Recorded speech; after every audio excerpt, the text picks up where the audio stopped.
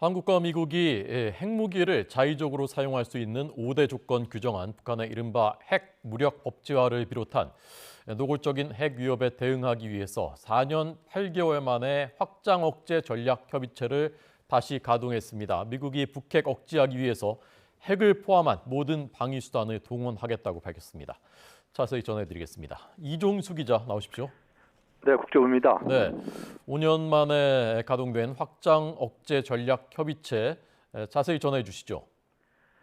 네, 한미 두 나라 외교와 국방 차관이 참석하는 고위급 확장 억제 전략 협의가 미국 워싱턴에서 열렸습니다. 북한의 6차 핵실험 직후인 2018년 1월 이후 4년 8개월 만에 열린 것입니다. 앞서 한미 정상은요, 지난 5월에 확장 억제 전략 협의체 회의 재가동에 합의를 했었습니다. 확장 억제는 핵 공격이나 위협으로부터 동맹국을 보호하기 위해서 미국이 핵 우산을 제공하는 방위 공약이라 할 수 있겠습니다.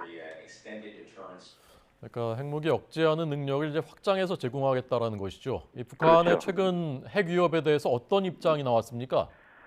네, 한미 두 나라는 최근 북한의 핵무력 법제화에 심각한 우려를 표명을 했습니다. 특히 핵을 방어용이 아닌 선제 공격용으로 사용할 뜻을 밝힌 건 용납 못할 도발로 규정을 했습니다. 조현동 외교부 차관의 관련 발언을 직접 들어보시겠습니다. This heightened the prospect of a preemptive nuclear attack and blatantly shows Pyongyang's intention to use nuclear weapon on an arbitrary basis. 네. 그래서 실질적으로 어떻게 대응하겠다라는 그 방안도 발표됐다면서요? 예, 그렇습니다. 한국과 미국 두 나라는 북한이 핵을 사용하지 못하도록 억제 태세를 강화하기 위해서 모든 군사적 수단을 총동원하기로 했습니다. 미국 측은 북핵 억제를 위해서 핵을 포함한 미국의 모든 방위 능력을 동원할 것이라고 약속을 했습니다. 이 모든 방위 능력에는요, 미국의 핵 우산은 물론이고 각종 재래식 무기와 미사일 방어 체계도 모두 포함이 됩니다. 콜린 칼 미 국방부 차관 관련 발언 내용 직접 들어보시겠습니다. The United States will stand firm in its extended deterrence commitment to the ROK, which includes the full range of U.S. defense capabilities, including nuclear, conventional, and missile defense capabilities. 네, 이 모든 군사 능력 동원하겠다 이 문제에 대해서 이제 좀 더 구체적인 언급들 방안들도 나왔다면서요. 예, 그렇습니다. 미국은 이와 함께 그 F-35 전투기가 참여한 연합훈련과 다음 주 부산으로 입항하는 도널드 레이건 항모 강습단을 예로 들면서요, 전략자산의 영내 전개와 운용 지속을 약속을 했습니다.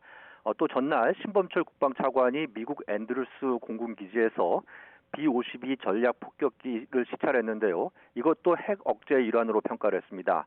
그러니까 북한이 핵 도발에 나설 경우 핵 탄두를 장착한 전략 자산을 곧바로 투입하겠다.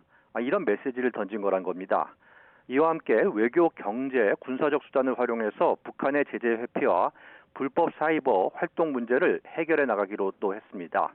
한미 양국은 고위급 확장 억제 전략 협의체 회의를 해마다 열어서 북한 핵 위협에 지속적으로 대응하기로 했습니다.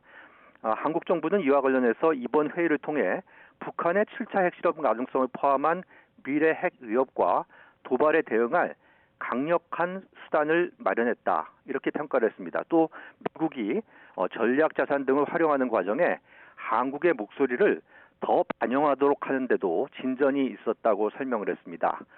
이러한 한미 두 나라의 북핵 확장 억제 전략 협의 결과에 대해서 북한이 과연 어떤 반응을 내놓을지 주목이 되고 있습니다. 지금까지 국제부에서 전해드렸습니다.